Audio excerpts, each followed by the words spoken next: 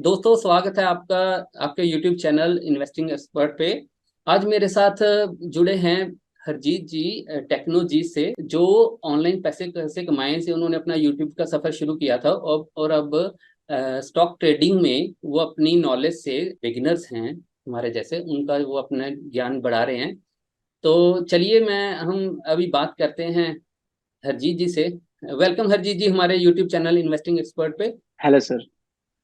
Hello sir, सबसे पहले बहुत बहुत धन्यवाद अपने राजन देवान जी का कि आपने हमें मौका दिया अपने यूट्यूब चैनल एंड अपने ब्लॉग पे आने का। ये सबसे पहले तो बहुत खुशी मुझे हो रही है कि आज हम आपके साथ अपनी जितना भी हमने देखो आज तक जितना सीखा, हम उसका कुछ ना कुछ आपके साथ शेयर करने वाले। डेफिनेटली आपको बहुत कुछ सीखने को मिलेगा आज इस ब्लॉग से भी, एंड वीडियो में आपको बहुत कुछ नॉलेज मिलने वाली है।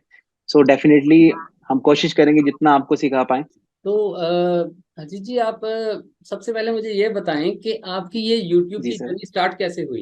एक्चुअली मेरी यूट्यूब की जर्नी बड़ी इंटरेस्टिंग है सर। मतलब मैं भी मिडिल क्लास फैमिली से बिलोंग करता हूँ। इवन मेरे हालात एक टाइम पे ऐसे थे कि मेरे पास मोबाइल फोन में रिचार्ज करने के पैसे तक नहीं हुआ करते थे। ओके। मतलब यूट्यूब की जर्नी मेरी बड़ी इंटरेस्टिंग होने वाली है क्योंकि अराउंड 2016 हमने एक मेरा फ्रेंड हुआ करता था, तो हम दोनों ने मिल करके एक चैनल क्रिएट किया था।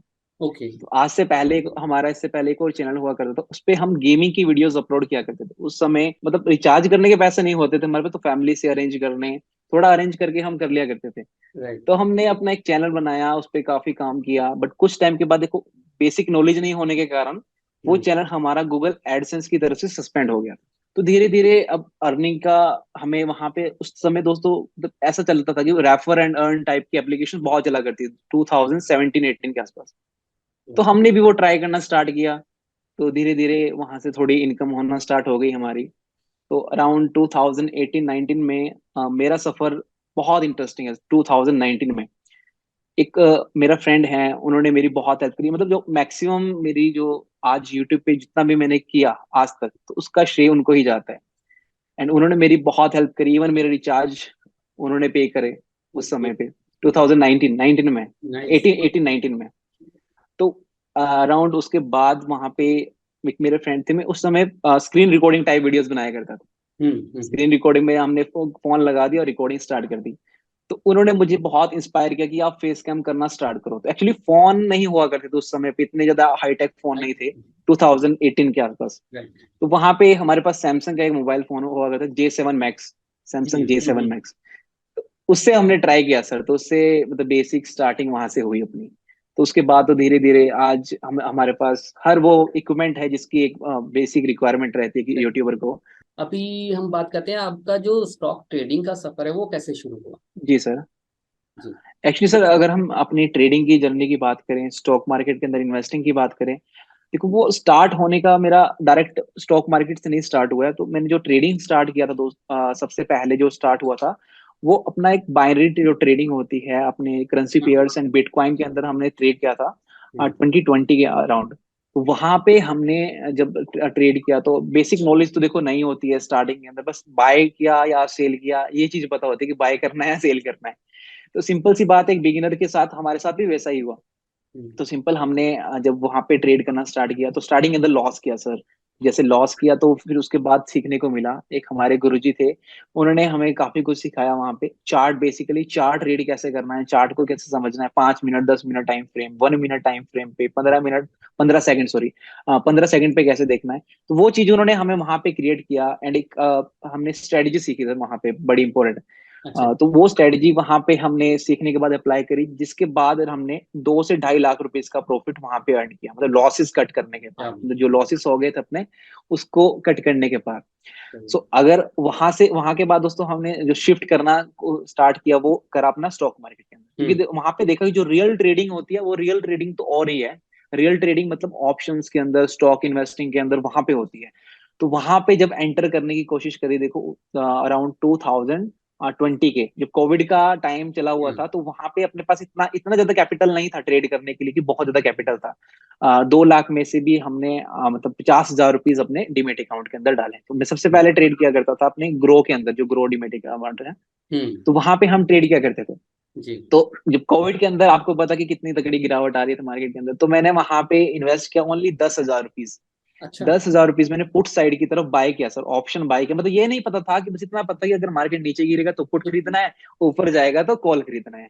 बस इतना इतना पता था, बाकी कुछ नहीं नॉलेज थी, बिल्कुल डिट्टो, बिल्कुल जीरो बोलते हैं ना जिसको, बिल्कुल जीरो। तो हम्म। एज ए बिगिनर हमने थोड़ा बहुत चार्ट देखना आता था कि हम बस यहाँ से मार्केट गिर रहा है बढ़ रहा है, थोड़ा बहुत आता था, ज्यादा नहीं।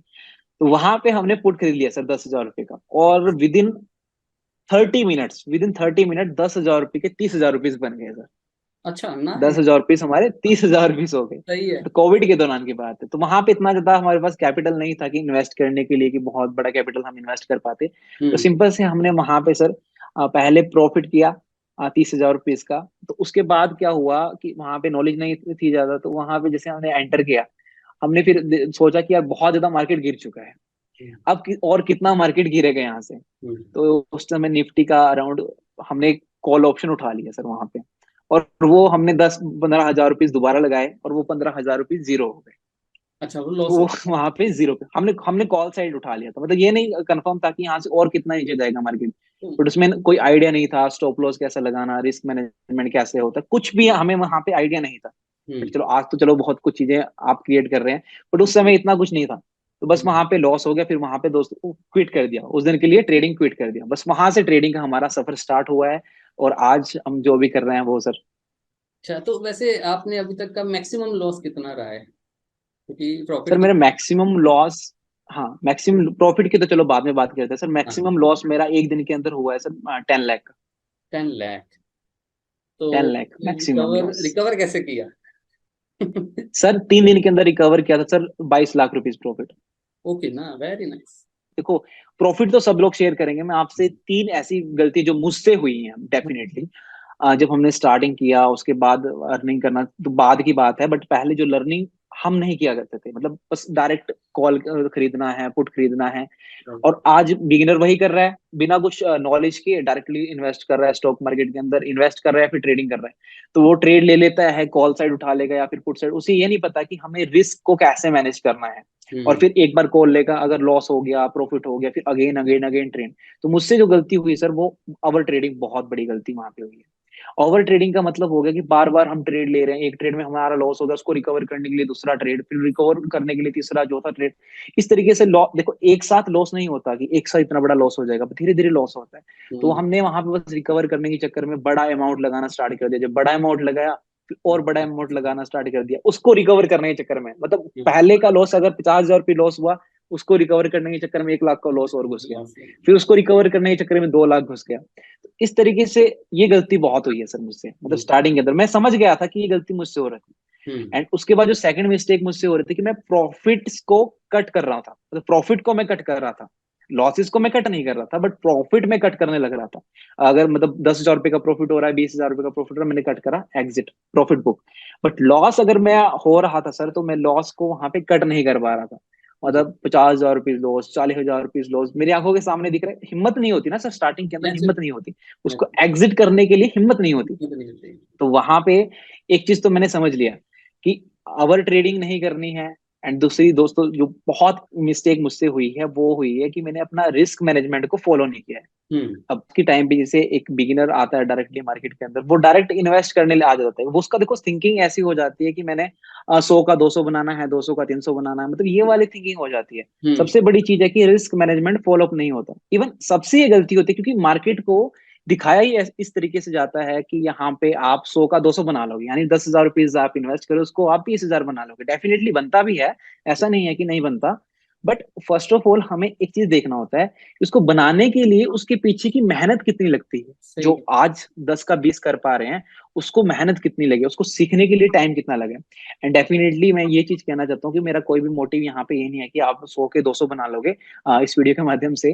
तो फर्स्ट ऑफ ऑल लर्निंग बहुत इंपॉर्टेंट है। अब देखो सर, आप अपना बैंक अकाउंट के अंदर आप पैसा रखो, आप फॉर एग्जाम्पल आपके पास 1 करोड़ रुपीज है, आप अपने बैंक अकाउंट के अंदर उस 1 करोड़ को रखते हो, तो हम्म। आपको मैक्स टू मैक्स कितना इंटरेस्ट रेट मिलने वाला है? 3 to 5%। इससे ऊपर कोई भी मैक्सिमम। बैंक नहीं देता है आज के नहीं टाइम पे। देते हैं, बिल्कुल सही बात। अगर आप मार्केट के अंदर इन्वेस्टिंग करोगे या फिर ट्रेडिंग करोगे, तो अगर आप महीने का 5%, 7%, बहुत ज्यादा बोलते हैं मैंने 5-7%, अगर 3-4% महीने का निकाल पा रहे हो, और साल का आप फिर काउंट करके देखो आप कितना ज्यादा होता है। 3% भी हो तो सिंपल चले। सी चीज है। एक जी जी तो एक रिटेल ट्रेडर सर ये चीज नहीं सोचता है, और हम लोगों ने भी देखो डेफिनेट है और बिल्कुल होना है, देखो एक बिगिनर के साथ ये चीजें लॉसेस होनी है, हम्म। क्योंकि वो हम क्या करते हैं, एक बिगिनर जब भी आता है मार्केट को, उसको बस सिर्फ उसके पास एक तो कैपिटल कम होता है रिटेल ट्रेडर के पास, दूसरी चीज उसको ये रहता है कि मैं छोटी कैपिटल को कैसे बड़ा करूं, बहुत जल्दी बड़ा करूं, मतलब क्विक क्विक पैसा चाहिए मार्केट के अंदर सबको। बिल्कुल। ये चीज बहुत ज्यादा मतलब कहीं ना कहीं मुझे लगता है कि एक बहुत बड़ा ड्रॉबैक है रिटेल हम्म। ट्रेडर का, कि हम्म। ये चीज वो फॉलो कर रहे हैं। अगर वो प्रॉपर रिस्क मैनेजमेंट फॉलो करेगा सर, एंड अपने ट्रेड को स्टडी करेगा कि मैंने ट्रेड कहाँ पे लेना है, चार्ट को समझ करके ट्रेड लेगा, तो डेफिनेटली वो प्रॉफिटेबल बन सकता है। बट उसके लिए भी उसको अपने लॉसेस को मैनेज करना होगा सर, सबसे बड़ी चीज रहती है लॉसेस को मैनेज करना। होगी अगर लॉसेस को मैनेज करना है एक बिगिनर ट्रेडर ने, तो कैसे वो उसकी क्या हम्म। स्ट्रेटजी रहनी चाहिए, क्या उसका रिस्क मैनेजमेंट उसमें रहना चाहिए? देखो सर, सबसे पहले तो अपने कैपिटल के अकॉर्डिंग देखो, मैं ये नहीं कहता कि आप 10,000 रुपीज लेके मार्केट के अंदर ट्रेड करने लग जाओ। कम से कम अगर आपको मार्केट के अंदर ट्रेड करना है, अगर आपके पास 1 लाख या फिर 2 लाख की कैपिटल है, तो हम्म। ही आप मार्केट के अंदर ट्रेड करो। ठीक देखो है। आप अगर 10,000 रुपीज लेकर के मार्केट के अंदर आओगे, उससे आपका प्रॉपर रिस्क मैनेजमेंट नहीं बनने वाला है।